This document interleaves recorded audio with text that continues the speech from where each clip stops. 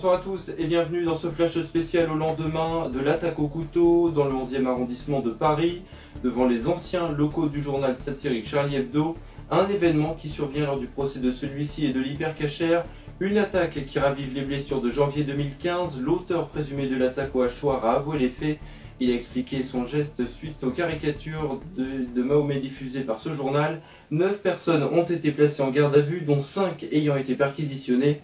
Parmi les victimes, 2 employés de la société de production Première Ligne. Leur pronostic vital n'est plus engagé. Ils sont sortis hier soir du bloc opératoire et le ministre de l'Intérieur, Gérald Darmanin, soutient la thèse d'un acte terroriste islamique.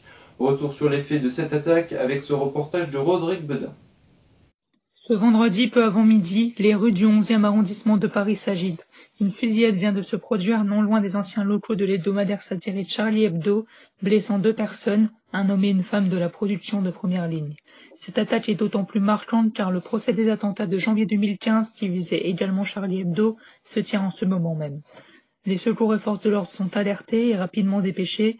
Ils arriveront sur place moins de 20 minutes après l'attaque, à la recherche de 2 suspects. Un large périmètre de sécurité est mis en place et les écoles du 3e, 4e et 11e arrondissement de la capitale sont confinées pour plusieurs heures.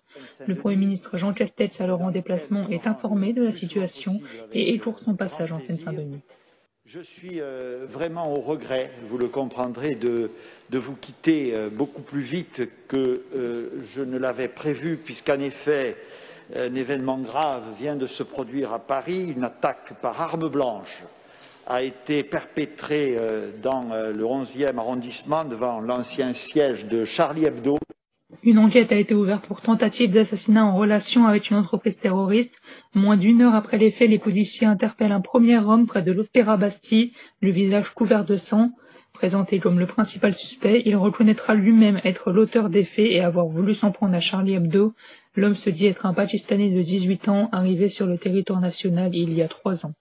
Plus tard, un autre individu sera interpellé et présenté comme le second suspect. Il voulait en fait tenter d'arrêter l'assaillant.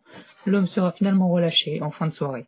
6 autres personnes seront interpellées vendredi soir et 2 samedi matin. Au total, ce sont donc 9 personnes qui se trouvent actuellement en garde à vue, dont le frère du suspect principal. Enfin, le ministre de l'Intérieur Gérald Darmanin a ouvert une cellule de crise. Ce dernier a également estimé qu'il s'agissait d'un acte de terroriste islamiste. Ce samedi soir, les gardes à vue des 9 individus ont de nouveau été prolongées. L'enquête avance et elle a été saisie par le parquet antiterroriste. Les motivations de l'auteur présumé restent floues ce soir. Bonsoir Davian Mahé, que sait-on du profil du principal suspect ? Bonsoir Steven, bonsoir à tous.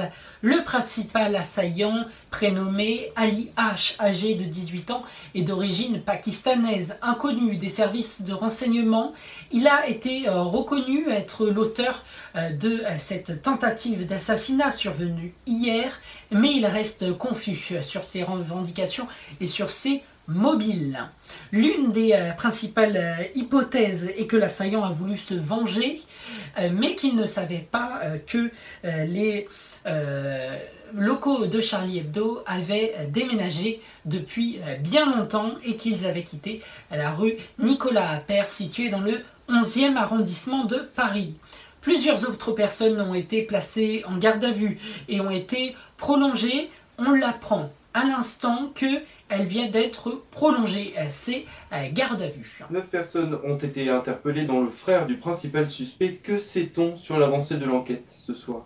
Alors Steven, sur ce que l'on sait de l'enquête, Ali H, qui ne parle pas très bien le français, nous dit-on, pensait que les locaux de Charlie Hebdo se trouvaient toujours rue Nicolas Appert, alors que non, ils sont dans un endroit tenu secret dès à présent. C'est donc bien l'hebdomadaire satirique qu'il visait. Pensant s'attaquer à 2 de ses journalistes, il avait par ailleurs une bouteille de White Spirit dans son sac à dos. Il envisageait de façon hypothétique d'incendier le bâtiment. Il ne parle pas de Daesh ni d'Al-Qaïda, selon une source proche de l'enquête, se disant simplement musulman. À ce stade, il semble avoir agi seul. Aucun élément de radicalisation n'a été trouvé par les enquêteurs. Merci beaucoup Davian pour toutes ces précisions et puis sachez que nous y reviendrons dans votre journal le week-end prochain dans votre rubrique Décrypte. L'actualité, c'est aussi la fermeture de bars, cafés et restaurants dès minuit ce dimanche jusqu'au moins la mi-octobre à Aix et Marseille. Sachez également que l'OMS redoute les chiffres importants de contamination au coronavirus à 2 millions de morts. Un appel au vaccin a d'ailleurs été lancé par l'OMS, un vaccin accessible à tous.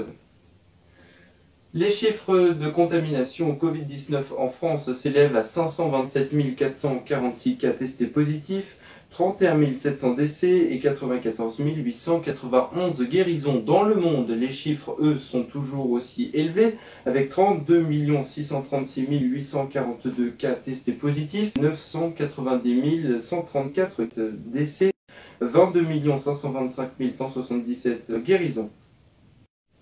La Chine qui craint d'ailleurs un impact important de la crise sanitaire sur leurs ventes pour les fêtes de fin d'année et notamment celle de Noël. Un an après l'explosion de l'usine Seveso Lubrizol à Rouen a réuni 1 millier de personnes aujourd'hui qui ont manifesté et qui ont donc dénoncé l'inaction de l'État. Un an après, les causes de cet incendie restent toujours inconnues. L'enquête se poursuit. 9500 tonnes de produits avaient péri lors de cet incendie. Le président de la République, Emmanuel Macron, devrait s'exprimer demain soir à l'Elysée lors d'une conférence de presse après le renoncement à la formation du nouveau gouvernement du Premier ministre libanais Mustapha Hadib, avec qui il s'était entretenu lors de l'explosion du port de Beyrouth le 4 août dernier. Aux États-Unis, le remplacement de Ruth Bader Ginsburg pourrait être Amy Coney Barrett par Donald Trump à la Cour suprême à 38 jours seulement de l'élection présidentielle américaine. Il y a une semaine, 2 sculptures, une de François Hollande et une de Jacques Chirac, des 2 anciens présidents, ont été dévoilées durant une cérémonie privée à Trégnac en Corrèze. Ces 2 sculptures auraient été faites par un artiste argentin. Et puis sachez qu'un an après, jour pour jour, le décès de l'ancien président Jacques Chirac, un de ses amis proches, Denis Télignac, journaliste et écrivain, auteur d'une 60aine de livres, est décédé la nuit dernière d'une crise cardiaque à l'âge de 73 ans. Fin de cette édition, merci à vous de nous avoir suivis, prenez soin de vous, on se retrouve le week-end prochain.